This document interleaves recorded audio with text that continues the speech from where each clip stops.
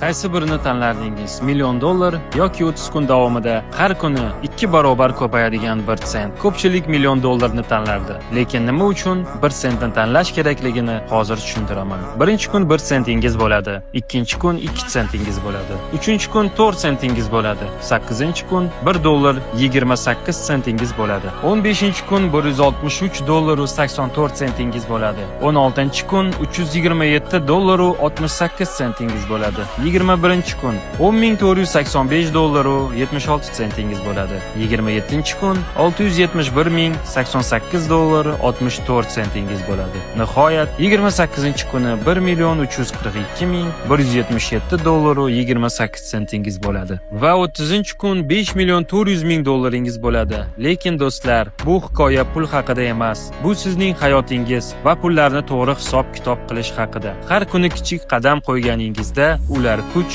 va tezlik oladi. Bu siz bilan